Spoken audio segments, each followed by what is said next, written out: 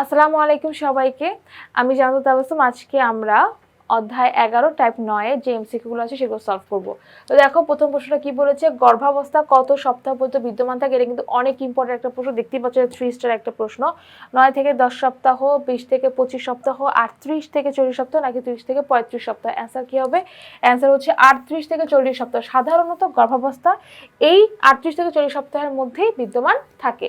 এরপরে দেখো নিষেকের কত সপ্তাহ পরে অমরা গঠিত হয়। নিষেক বলতে বোঝানো হচ্ছে শুক্রাণু এবং ডিম্বাণু মিলিত হওয়ার পরে কত সময় পরে অমরা গঠিত হচ্ছে। 10, 12, 14 নাকি 16। অ্যান্সার কি হবে? অ্যান্সার হচ্ছে কি 12 সপ্তাহ পরে, অর্থাৎ যখন নিষেক হবে তার 12 সপ্তাহ পরে অমরা গঠিত হবে। ঠিক আছে। আচ্ছা, এরপরে প্রশ্ন দেখো, ভ্রূণ কার সাহায্যে জরায়ু গাত্রে সংস্থাপিত হয়। অথবা এটাকে একটু ঘুরিয়ে প্রশ্নটা বলেছে যে অথবা কিসের সাহায্যে ভ্রূণ জরায়ুর সাথে সংস্থাপিত হয়। অ্যামনিয়ন ফ্লুইড যেটা, সেটাকে বলছে রক্তনালী, অ্যাম্বিলিকাল কর্ড নাকি হচ্ছে অমরা। অর্থাৎ ভ্রূণের সাথে জরায়ু গাত্রে সংস্থাপিত হয় কার মাধ্যমে? উত্তর হচ্ছে কি অমরার মাধ্যমে এদের মধ্যে সংযোগ স্থাপিত হচ্ছে। তারপরে দেখো অমরা কাজ করে কার মতো কাজ করে? ফুসফুসের মতো কাজ করে, বৃক্কের কাজ করে নাকি মস্তিষ্ক অনুরূপ কাজ করে? অবশ্যই এটা হচ্ছে ফুসফুস এবং বৃক্কের মতো কাজ করে, কারণ অমরা যেটা করে, যেহেতু অমরার মধ্যে শিশুটা থাকে, এ কারণে অমরার মাধ্যমে এই যে ফুসফুসের মতো অক্সিজেন গ্রহণ করে, কার্বন ডাই অক্সাইড ত্যাগ করে, আবার বৃক্কের মতো হচ্ছে সে বর্জ্য পদার্থগুলো বের করে দেয়। ঠিক আছে, এই কারণে অমরা ফুসফুস এবং বৃক্ক দুইটার মতো কাজ করে থাকে। এরপরের প্রশ্ন দেখো, কত সপ্তাহ পরে ভ্রূণের হৃদস্পন্দন এবং মস্তিষ্কের গঠন শুরু হয়। 3 স্টার একটা প্রশ্ন। 4 সপ্তাহ, 5 সপ্তাহ, 8 সপ্তাহ নাকি 28 সপ্তাহ পরে। অ্যান্সার হচ্ছে কি 4 সপ্তাহ পরে ভ্রূণের হৃদস্পন্দন ও মস্তিষ্কের গঠন শুরু হয়। তোমাদের বইতে দেখবা যে মানে তোমাদের বইতে খুব সুন্দর করে ধাপে ধাপে ছবিটা দেওয়া আছে, ছবির নিচে যে পয়েন্টগুলো আছে সেই পয়েন্টগুলো দিয়ে কিন্তু এমসিকিউ প্রশ্ন আসতে পারে, যে এই জন্য এগুলো কিন্তু 3 স্টার একটা প্রশ্ন। এবং যে শুধু আমরা সপ্তাহ পড়বো তা কিন্তু না, আমরা দিনে হিসাব করব। আমরা জানি এক সপ্তাহে 7 দিন, তার মানে 4 সপ্তাহে হচ্ছে 4 7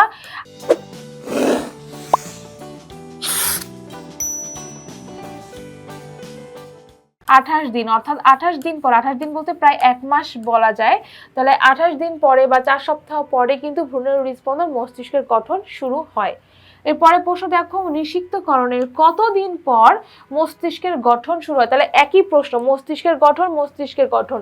তাহলে এটা বলেছে সপ্তাহের হিসাব, এটা বলেছে কত দিনের হিসাব। তাহলে এখন আমরা হিসাব করতে পারবো 14, 28, 35 নাকি 56। অ্যান্সার কি হবে? অ্যান্সার হচ্ছে ঠিক একইভাবে 28 দিন হবে। ঠিক আছে, 28 দিন পরে মস্তিষ্কের গঠন শুরু হয়।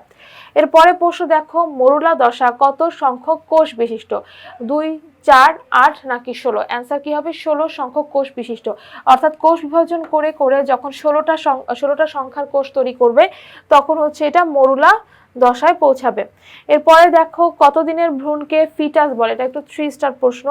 21 দিন, 28 দিন, 35 দিন নাকি 56 দিন। অ্যান্সার কি 56 দিনের ভ্রূণকে ফিটাস বলা হয়। 56 দিনের ভ্রূণ মানে হচ্ছে, আমি এই দিনটাকে এখন সপ্তাহে হিসাব করব। সপ্তাহে বলতে হচ্ছে কি কয় সপ্তাহে সে তাকে আমরা ফিটাস বলতে পারি। 1 সপ্তাহে হচ্ছে 7 দিন, অর্থাৎ আমরা উল্টা করে বলি 7 দিনে হচ্ছে 1 সপ্তাহ। তাহলে 56 দিনে কত হয়? 7 8 56, অর্থাৎ 8 সপ্তাহ। ঠিক আছে, 8 সপ্তাহ, কারণ এই যে 7 দিনে 1 সপ্তাহ, তাহলে একদিনে কত সপ্তাহ? 56 দিনে কত সপ্তাহ? তাহলে উত্তর কি হচ্ছে 8 সপ্তাহ। মানে 8 সপ্তাহর যে ভ্রূণ সেটাকে আমরা ফিটাস বলবো, বা দিনের যদি হিসাব করি তাহলে 56 দিনের ভ্রূণকে আমরা ফিটাস বলবো। পরে প্রশ্ন দেখো, ফিটাস কত সপ্তাহে পূর্ণতা প্রাপ্ত হয়। একই প্রশ্ন, এটাকে সপ্তাহে জিজ্ঞেস করেছে, তাহলে আমরা তো অ্যান্সার বের করেই ফেলেছি। অ্যান্সার কি হবে? 28 সপ্তাহ। আচ্ছা, এটা বলেছে হচ্ছে কত সপ্তাহে পূর্ণতা প্রাপ্ত হয়, মানে আমরা 8 সপ্তাহের ভ্রূণকে ফিটাস বলবো, কিন্তু এই ফিটাসটা এখনো পূর্ণতা প্রাপ্ত হয়নি। তাহলে কত সপ্তাহে পূর্ণতা প্রাপ্ত হয়? উত্তর হচ্ছে 28 সপ্তাহে পূর্ণতা প্রাপ্ত হয়। আচ্ছা ঠিক আছে, তাহলে আজকের ক্লাসটা আশা করি তোমরা খুব ভালো করে বুঝতে পেরেছো। তো সবাইকে অসংখ্য ধন্যবাদ ক্লাসটা করার জন্য।